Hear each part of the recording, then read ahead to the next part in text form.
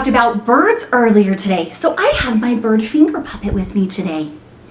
I love this bird finger puppet because Mr. Bridger brought it back for me all the way from Australia. I think it's so beautiful. I'm excited for our library time today because I have two fun books to read with you. The first one is called That New Pet. But before we read it, we're going to review some of our literary terms, okay? So let's see. The part right here where all the pages meet together is called the spine. And the outside of my book, the front and the back, is called the cover. And let's see, let's do a tricky one. Where does the story take place? I'll give you a clue. It's called the setting. Yes. The people who are in my story, who is the story about? Is it about people or animals? That's right, those are called characters. And the name of the book is the title. Let's see, the person who writes the story. That's called the author. Good job. And last, the person who draws the picture. Who draws the pictures? What is that person called? Illustrator. Awesome. And we learned a brand new word last time. Do you remember what it is? The word is predict, or making predictions. What does that mean?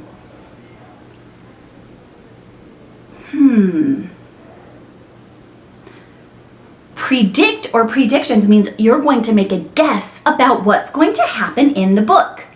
And you can make a prediction and then keep reading your story and see if you were right. All right, I'm excited about this book. It's called That New Pet.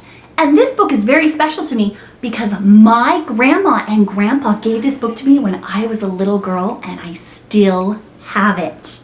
It's a good book. Are you ready? Okay, here we go. That New Pet. And I like the inside because there's bunnies. And my grandma and grandpa even had the author write a special message to me. They signed it. Our house was exactly the right size for all of us. There was Crackers, the parrot. That's a bird, just like we talked about birds today. Bones, the dog. He's a Springer Spaniel. And of course me. I am Siam, the Siamese cat. Our owners, Joni and Teddy, live with us too. Everything was just the way it was supposed to be.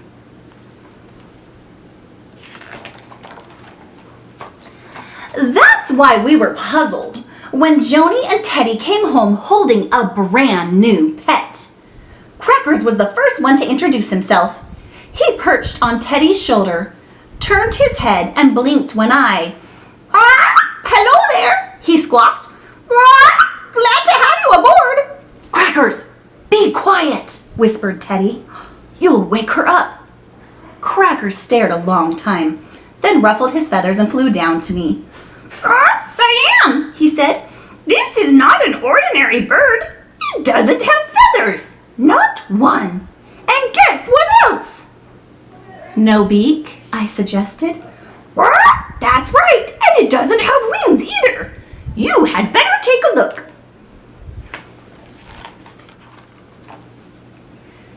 Before I had a chance, Bones bounded over, wiggling his silly tail. Down, Bones, down, Joni said. Naughty doggy. Bones sadly sniffed a welcome and padded back to me. Siam, he said, this is not an ordinary dog. It doesn't have any teeth. And guess what else? No tail, I ventured. Oh, that's right. It certainly is the darndest thing. You had better take a look. When I jumped beside the new pet on Joni's lap, Teddy scooped me up and dumped me hard on the kitchen floor. Scram, he said. I didn't want them to know how much their rudeness bothered me. So I rolled over, yawned, and stretched myself as far as I could reach. And then I sauntered into the living room. Now wait a minute, I have a question. I thought the animal said that they got a new pet. Does that look like a pet? No, it doesn't. They have a baby at their house. But the animals are confused because they think the baby is a pet. Oh. Bones and Crackers came too. Siam, Bones asked, do you think they'll keep it? It can't even walk. It can't fly, Crackers added. And it can't feed itself from a dish. I noticed it isn't housebroken, Bones said. Do you think they found it from the pound? Friends, I said. I've seen this type of pet before. It's called a baby. And when a baby comes, everything changes. My announcement was greeted with stunned silence. Do you know what silence means? That means everybody was very quiet. Can you be silent for a minute? Good job. You know when we put a bubble in our mouth? We're silent when we do that. All right, let's keep reading. After a while, Bones moaned. Why would Joni and Teddy do a thing like that? Weren't we enough to keep them happy? They act as if we're in the way, Crackers complained. What are we going to do? Friends, I answered. I have heard stories about these baby pets. They wake up and scream, and they need diapers changed at all hours of the day and night. Don't the owners put them outside? Bones asked. They make horrible gooey messes and drip unspeakable things when they eat, I said. Can't the owners keep them in a cage? Crackers asked. I said, it is my opinion that we will have to outcharm this new pet. If we're all very good, Joni and Teddy will see that we don't cause problems. We don't make messes. They'll see that things were better the way they were before. So, I hissed, they'll decide to take the baby back where it came from. All right, let's make a prediction. Do you think the pet's plan will work? Do you think that Joni and Teddy are going to get rid of the baby? I don't think so either. Let's keep reading and see if our prediction is right. For the next few weeks, we were all on excellent behavior. Cracker stopped his 6 a.m. squally squawks and quit drizzling birdseed on the floor. Bones no longer buried chew toys in Joni and Teddy's bed, and he drank from the water dish instead of the toilet. Ew, the dog drinks from the toilet? That's yucky. Of course, I was already extremely well-mannered, but to be even better, I forced myself to eat that horrid cat food they buy for me. But no matter what we tried, Joni and Teddy hardly paid any attention to us. And worst of all, the new pet was still there. We decided to meet again.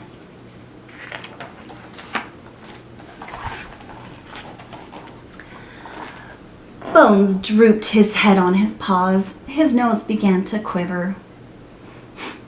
I nuzzled Teddy's feet for 5 minutes, but he wouldn't scratch my head, he said. He was too busy making faces at the baby. Crackers puffed himself into a bright ball, a big bright ball. He began to hop from foot to foot. I waited until 10 o'clock for Joni to change my birdseed, but she is always feeding that good-for-nothing pet, I spat. Friends, we tried being nice to get attention. It didn't work.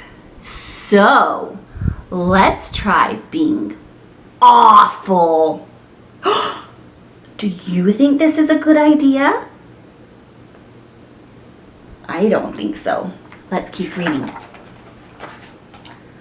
For the next few weeks, the 3 of us were unspeakably bad.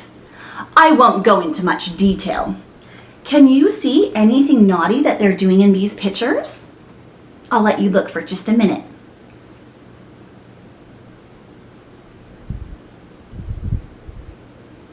I don't think they're being very good pets.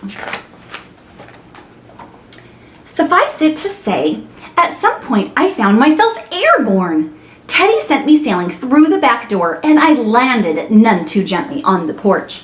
So Teddy got so mad that he threw the cat outside. Oh no, poor Siam. I looked to the left. There stood Crackers, a drooping rainbow. I looked to the right. Bones' eyes blinked forlornly. Banished we three, he sniffed.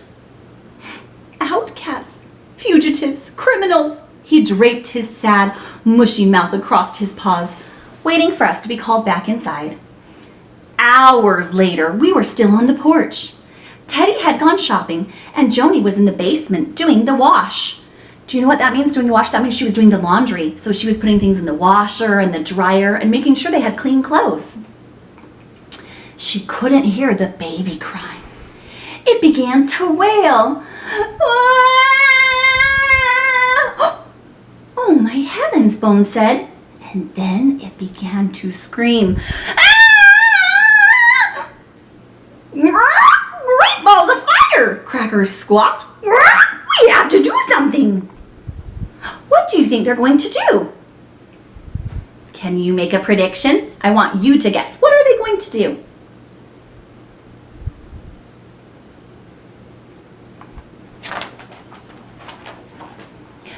Bones pushed himself through the doggy door, and Crackers followed him into the house. I stayed outside, along with my dignity. But slowly, the baby's cries grew softer and softer. Then they stopped. My curiosity got the best of me. Dignity be hanged, I said, pushing through the doggy door. What's the cat going to find? I found an exhausted Crackers next to the baby's cradle. He looked like the end of a feather duster. Siam, guess what? He said. The baby kicked my beak and pulled out my tail feathers, but I got her to stop crying. She yanked my ears and tweaked my nose, Bones added, but I made her smile. I leapt onto the cradle's headboard and looked down. The baby bent her head and looked up at me. Slowly I leaned farther and farther. Our noses touched. I wiggled my whiskers. I heard a sudden sound bubbling up from that troublesome pet. It started as a gurgle and it ended up as a giggly squeal. She laughed. For me! Crackers had made her stop crying. Bones had made her smile. But only I had made her laugh out loud. That good-for-nothing pet was good for me, Siam, the Siamese cat. Now, once again, our house is exactly the right size for all of us. For Joni and Teddy, Bones and Crackers, and me and the baby, too. I persuaded Bones and Crackers to keep her after all. And that is the end. Did you like that book? Isn't it so silly that all the pets thought the baby was a pet? We know babies aren't pets, they're people. All right, I have one more book for you. Some of you may have already read this book. It's pretty silly. Are you ready? Okay. This book just ate my dog. Okay, that sounds kind of scary. Maybe we shouldn't read it. What do you think? Should we read it? Okay.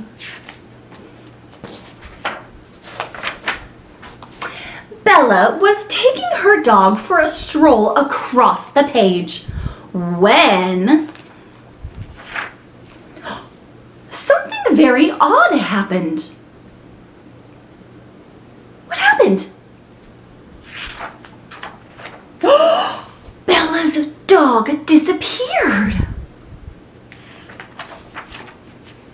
Hello, Bella, what's up? Said Ben. This book just ate my dog. Ben decided to investigate. Do you know what investigate means? That means he was going to go see if he could figure out what was going on. He was going to go be a detective. then disappeared too. Oh, good. Suddenly, help zoomed in. Then vanished. Okay, things were getting ridiculous. I'll just have to sort this out myself, thought Bella. But, burp. The book just burped. Sometime later, a note appeared. It read, "Dear reader, it would be lovely if you could kindly help us. Please turn this book on its side and shake. Bella." Oh. Okay, so we're supposed to turn the book and shake. All right. Is it working? Let's see. Ooh, and shake and shake and shake. What's happening? Some things are falling out. And one last little wiggle. Thank you, Bella. Everybody reappeared. And things got back to normal. Well, almost. Wait, what's wrong with the dog? Here's his front feet and oh, there we go. There's his back feet. Wait, now he's, whoa. Oh, half of the dog is upside down. Oh my goodness. Oh, there's another note from Bella. Dear reader, please tell this book to promise not to be so naughty next time you read it. Thank you, Bella. And that is the end. All right, I'll see you next time when we do preschool.